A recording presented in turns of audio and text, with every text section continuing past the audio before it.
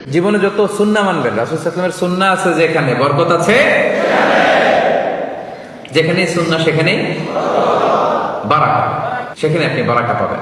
যে কোনো সুন্নাহ, like Sunnah of eating, Sunnah of sleeping, Sunnah of travelling, Sunnah of trading, খাওয়া, ঘুমানো, সফর করা, ব্যবসা, কাজ করা, যে কোনো কাজের ক্ষেত্রে সুন্নাহ মানলেই ওটার মধ্যে বরকত আছে না নাই?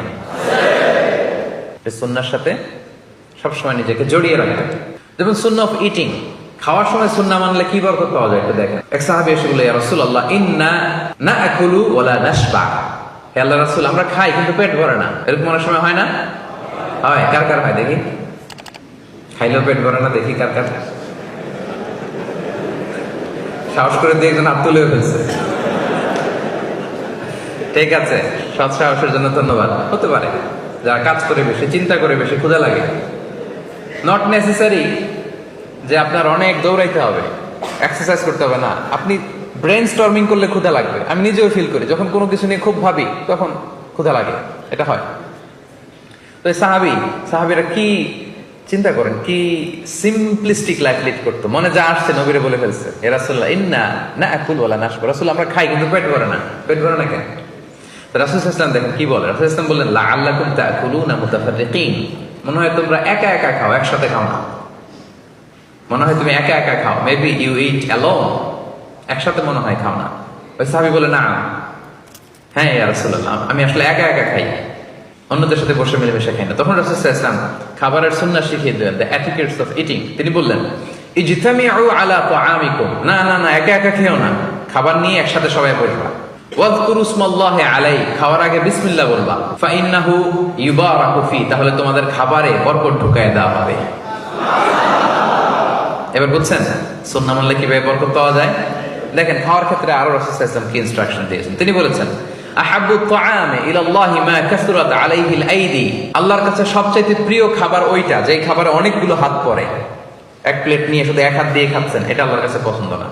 একটা খাবার নিয়ে অনেকগুলো মানুষ বসে চারদিক থেকে নিয়ে নিয়ে খাচ্ছে, এই খাবারটা আল্লাহর কাছে বেশি প্রিয়। সুবহানাল্লাহ। তাহলে একা একা খাবেন না, বাসায় যে স্ত্রীকে নিয়ে খাবেন, ছেলে মেয়েদের নিয়ে খাবেন, বাবা মাকে নিয়ে খাবেন, বন্ধুদের একসাথে খাবেন।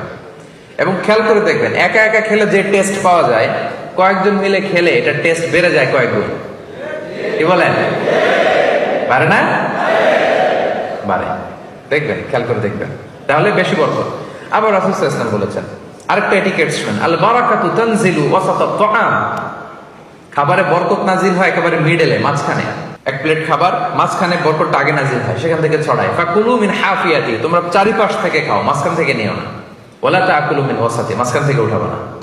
তাহলে লেটস সে বিরিয়ানি আনা হলো এক বোল, আপনি যখন ডিস্ট্রিবিউট করবেন বা খাবেন, আপনি এক পাশ থেকে শুরু করবেন, করতে করতে করতে করতে মাঝখানে যাবেন। অনেকে একবার মাঝখান থেকে দেয়া শুরু করে, না, বরকত নামে ওই জায়গায়, ওইটাই যদি একজনকে দিয়ে দেন তো বাকিরা বরকত পাওয়া লাগবে না?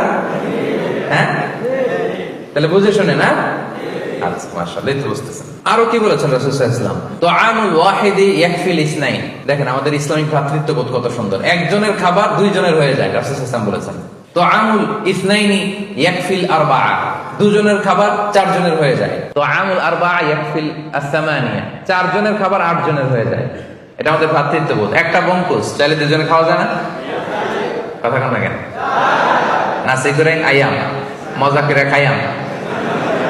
তো নাসি গোরেং আয়াম নিয়ে আসছেন আপনি এক বক্স, এটা দুজনে মিলে খেলে হবে না? হবে না? এটাই শিখেছে ইসলাম আমাদের। আনলাম, তুমি একটু আমি একটু, ভাগ করে হয়ে গেছে খাবার।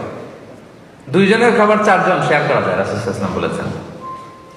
চারজনের খাবার আটজন শেয়ার করা যায়। আলহামদুলিল্লাহ পড়েন। কি সুন্দর এটিকেটস তিনি আমাদেরকে শিখিয়েছেন।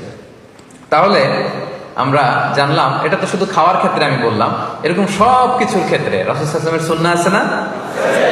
ফলোইং সুন্নাহ, সুন্নাহ মানলেই বরকত নেবে।